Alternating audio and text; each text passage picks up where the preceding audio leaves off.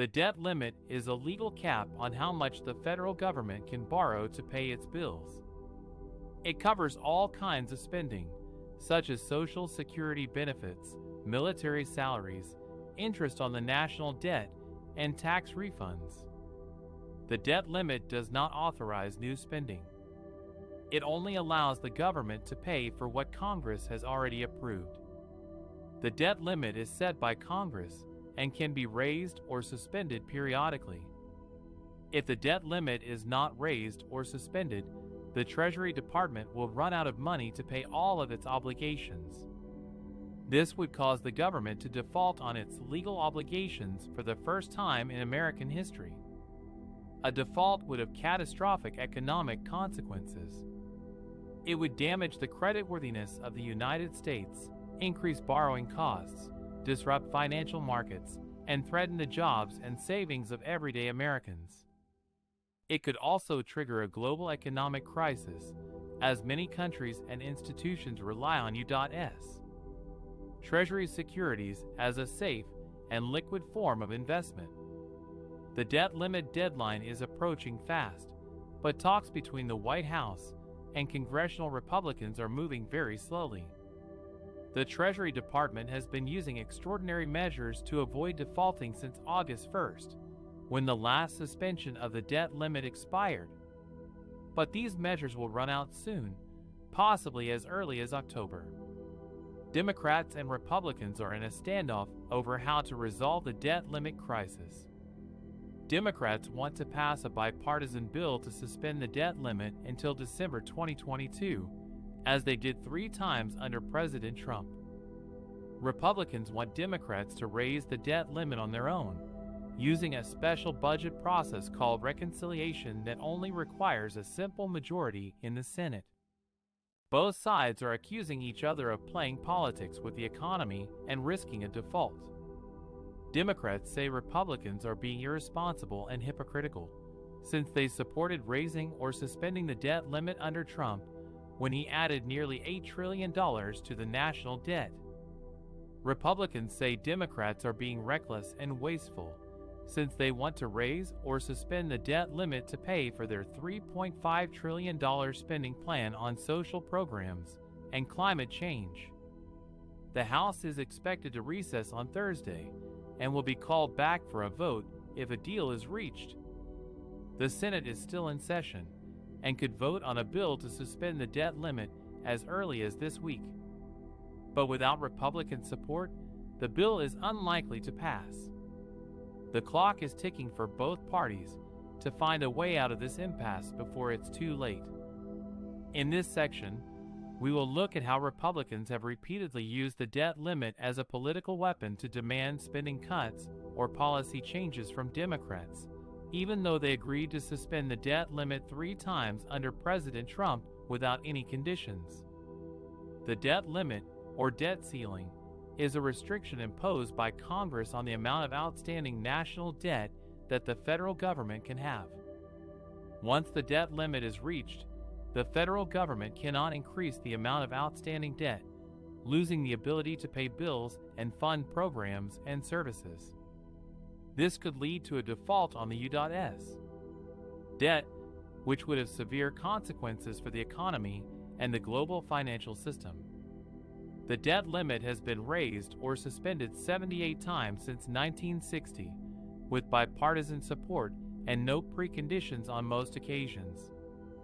However, in recent years, Republicans have used the debt limit as a bargaining chip to extract concessions from Democrats on fiscal and policy issues.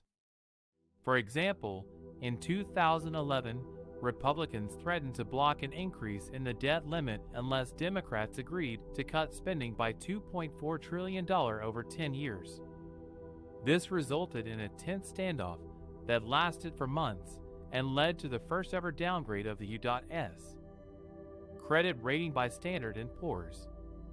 Eventually, a deal was reached that created the Budget Control Act of 2011, which imposed automatic spending cuts known as sequestration. In 2013, Republicans again tried to use the debt limit to force Democrats to defund or delay the Affordable Care Act, also known as Obamacare. This led to a partial government shutdown that lasted for 16 days and cost the economy $24 billion, according to Standard & Poor's. The impasse was resolved when Congress passed a bill that suspended the debt limit until February. In contrast, during the Trump administration, Republicans voted to raise or suspend the debt limit 3 times without any preconditions or spending cuts. In 2017, Congress passed a bill that suspended the debt limit until December 2017 as part of a package that also provided disaster relief funding for Hurricane Harvey victims. In 2018, Congress passed another bill that suspended the debt limit until March 2019 as part of a budget deal that increased defense and domestic spending by $300 billion over 2 years.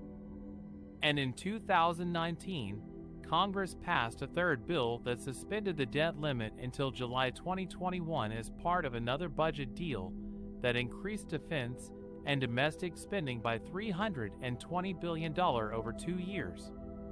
These 3 bills were signed into law by President Trump, who did not demand any spending cuts or policy changes from Democrats in exchange for raising or suspending the debt limit. In fact, Trump tweeted in July 2019 that he was please to announce that he had reached a deal with Democrats on the budget and debt ceiling with no poison pills, However, in 2023, Republicans changed their tune and refused to cooperate with Democrats on raising or suspending the debt limit before it expired on June. Instead, they demanded that President Biden meet with them to negotiate a plan to cut the federal deficit by $1.5 trillion over 10 years. They also proposed a bill that would raise the debt limit by $1.5 trillion on condition that deep spending cuts would be implemented across various federal programs and agencies. Democrats rejected this bill as unacceptable and irresponsible, arguing that it would slash vital services and investments for Americans while jeopardizing the nation's creditworthiness and economic recovery from the COVID-19 pandemic. They accused Republicans of creating an artificial crisis and playing political games with the full faith and credit of the United States. They also pointed out that Republicans had no problem raising or suspending the debt limit 3 times under Trump without any conditions or spending cuts. As of May 25, 2023, there was no sign of a compromise between Republicans and Democrats on how to deal with the debt limit before it expired on June. The Treasury Department warned that if Congress failed to act in time, it would have to resort to extraordinary measures to avoid defaulting on its obligations. However, these measures would only buy a few weeks or months of time before the Treasury would run out of cash and face an unprecedented default. This is how Republicans have repeatedly used the debt limit as a political weapon to demand spending cuts or policy changes from Democrats, even though they agreed to suspend the debt limit 3 times under Trump without any conditions. This is not only hypocritical, but also dangerous for the economy and the American people.